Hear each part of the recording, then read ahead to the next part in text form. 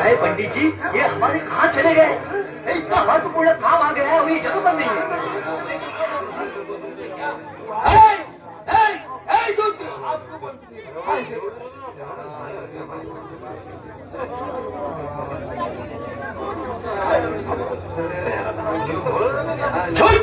मेरी प्रदक्षिणा किए बिना और वंदना किए बिना तू जा रहा था? क्या व्यवस्था के रीति रिवाज भूल गया तू? ए शूद्र, कहाँ जा रहे तू? हाँ, तेरी मती मारी गई है क्या?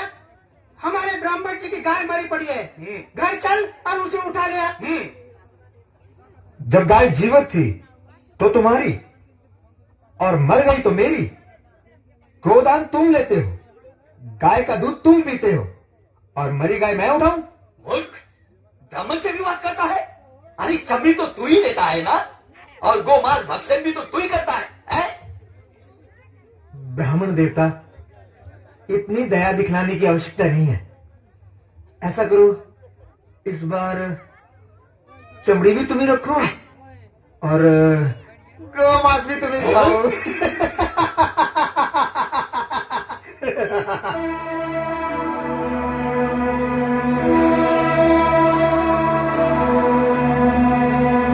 उस शूद्र का इतना दुस्साहस कि ब्राह्मण की आज्ञा की अवहेलना करे।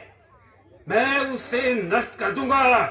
उसे बाद में नष्ट कीजिएगा, पहले इस पशु को तो हटाइए। क्या अनर्थ बोल रही हो तुम? ब्राह्मण होकर मैं चमड़ी को हाथ लगाऊं? अजी, दान भी तो इसी हाथ से लेते हैं आप। पंडितान, क्रोधित क्यों होते हैं? क्रोध करना है तो उन शूद्रों पर कीजिए, शूद्रों पर जिनकी अचानक मति मारी गई है। वो सब विश्राम करेंगे और हम सब कार्य करेंगे। हाँ।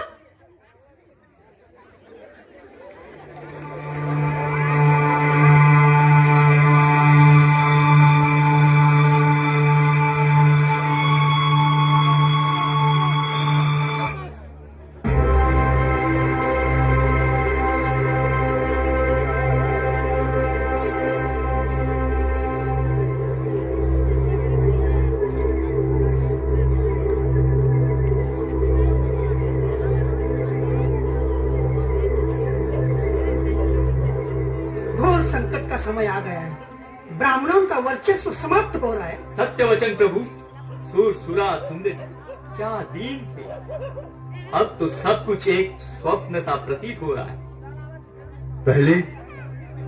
पहले हम इन शूद्रों को अपने से दूर रखा करते थे, लेकिन अब वे ही हमसे दूर रहने लगे।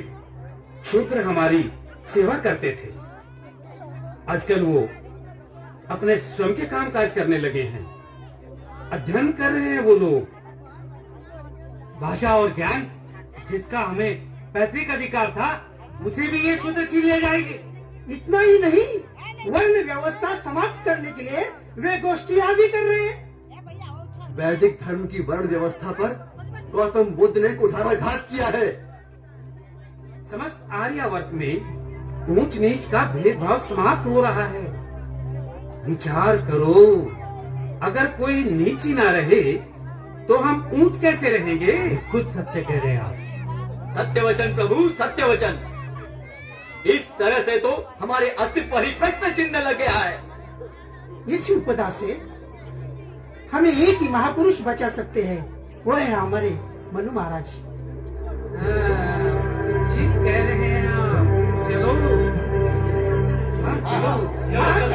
चलिए चलते हैं।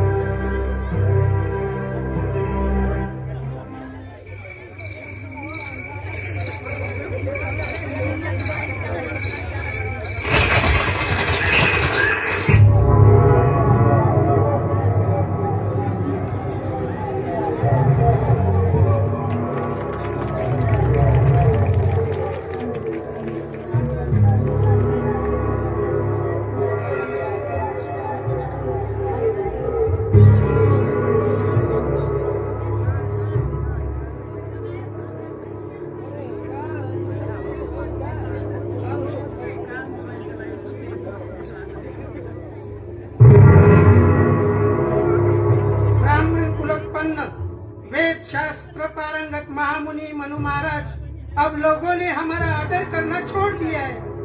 महाराज, हमारे आदेशों की अवहेलना करने लगे ये लोग। शूद्र तो हमारे सामने गर्व से तनकर चलते हैं। हमारे जीवन यापन का कोई साधन नहीं रहा, कोई दान दक्षिणा नहीं देता। भूखों मरने का समय आ गया। हमारे वैदिक धर्म का किसी को भय ही नहीं रहा महाराज। बुद्ध के इस धर्म से हमारा विनाश हो रहा है महाराज, विनाश। हमारा और आपका वर्चस्व समाप्त हो जाएगा। ब्राह्मण धर्म, वेद शास्त्र और पवित्र पुराण प्रभावहीन हो जाएंगे महाराज। वेदों को मिथ्या समझने वाले ब्राह्मण धर्म के शत्रुओं, ब्राह्मण जाति के श्रेष्ठत्व को स्थायी रखने के लिए मैं ऐसे दंड विधान की रचना करूंगा कि कोई भी ब्राह्मण के सम्मुख शीश उठाकर चलने का दुस्साहस नहीं करेगा। मैं मनु वेदों को प्रमाण मानकर ऋषि परंपरा के वचनों को नियमबद्ध करता हूं।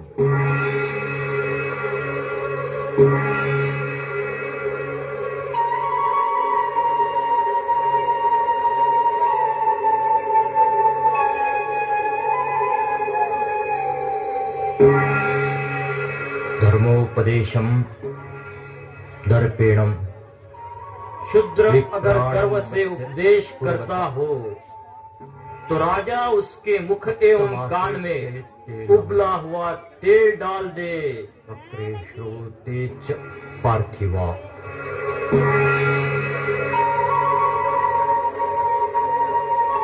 केनचिद अंगेन। शूद्र जिस अंग से ब्राह्मण को प्रहार करे उस अंग को छेद दिया जाए। तत्देवस्य तन्मनोरम शासनम।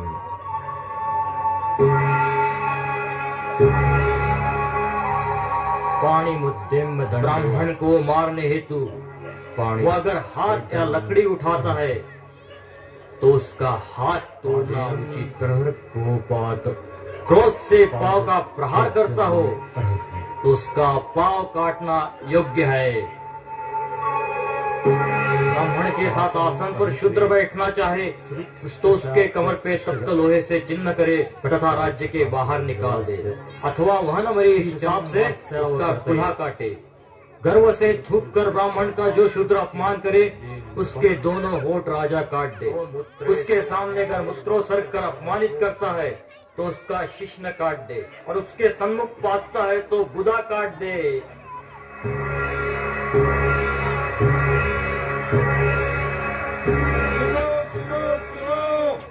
हमारे राजा का ऐलान सुनो। हमारे राज्य में धर्म रक्षा, सामाजिक समृद्धि और सामाजिक समरसता के लिए मनु का दंड विधान लागू किया गया है। जो चातुर्वर्ण की रक्षा के लिए निर्मित विधान का पालन नहीं करेगा उसे कठोर से कठोर दंड दिया जाएगा। शूद्र यदि किसी ब्राह्मण के साथ दुर्व्यवहार करे उसे बोलते हुए तीर की कलाई में डाल।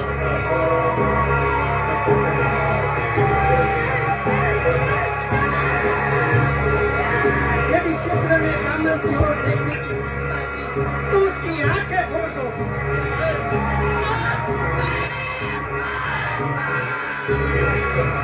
शूद्र यदि छिपकर के वेदों का पाठ सुनता हो तो उसके कान में उबलता हुआ तेल